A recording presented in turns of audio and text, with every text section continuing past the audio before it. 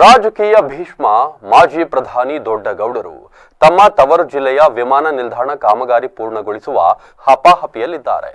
ವ್ಯವಸಾಯ ನಂಬಿ ಬದುಕಿರುವ ಹಾಸನ ಜನರ ಬದುಕು ಹಸನು ಮಾಡಲು ದೊಡ್ಡಗೌಡರು ರಾಜ್ಯಸಭೆಯಲ್ಲಿ ಗುಡುಗಿದ್ರೆ, ಅದೇ ಹಾಸನ ನೆಲದಲ್ಲಿ ನಿಂತು ದಳಪತಿಯ ವಿರುದ್ಧ ಕೈ ನಾಯಕರು ವಾಗ್ದಾಳಿ ಮಾಡಿದ್ದಾರೆ. ಹಾಸನಕ್ಕೆ ಭರಪೂರ ಮಹತ್ವದ ಯೋಜನೆಗಳನ್ನು ನೀಡಿರುವ ಹಿರಿಯ ಮುತ್ಸದ್ದಿಯನ್ನ ನಿಂದಿಸುವುದು ಎಷ್ಟು ಸರಿ ಅಂತಿದ್ದಾರೆ ಜಿಲ್ಲಾ ಜನತೆ.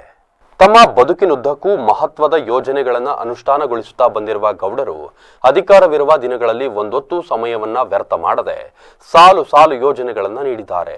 ಅದರಲ್ಲಿ ಹಿಂದುಳಿದ ವರ್ಗದ ಕಲ್ಯಾಣ, ಮಹಿಳಾ ಮೀಸಲಾತಿಯಂತ ಪರಿಕಲ್ಪನೆಗಳು ಹುಟ್ಟು ಪಡೆದಿದ್ದೆ ಗೌಡರ ಪಡಸಾಲೆಯಲ್ಲಿ.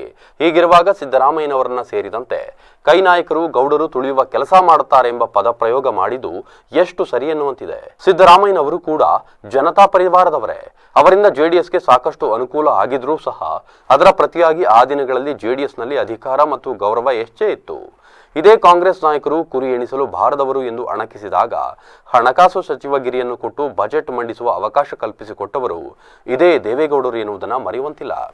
K Venkatesh, Satish Jarkiholi, BR Patil, BL Shankar, Bachegowda, Varadegowda, Cheluvarayaswamy, HC. Mahadevappa, CM Ibrahim, HC. Balakrishna, Shivalingegowda, BZ Zameer Ahmed ಇವರೆಲ್ಲ ಗೌಡರ ಗರಡಿಯಲ್ಲಿ ಬೆಳೆದು ಅಧಿಕಾರ ಅನುಭವಿಸಿದವರೇ.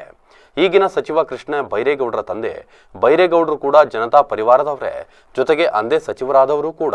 ಹೀಗಿರುವಾಗ ರಾಜಕೀಯ ಬದಲಾವಣೆಯಲ್ಲಿ ಗೌಡರ ನಿಂದನೆ ಎಷ್ಟು ಸರಿ ಎನ್ನುವ ಪ್ರಶ್ನೆ ಎದ್ದಿದೆ.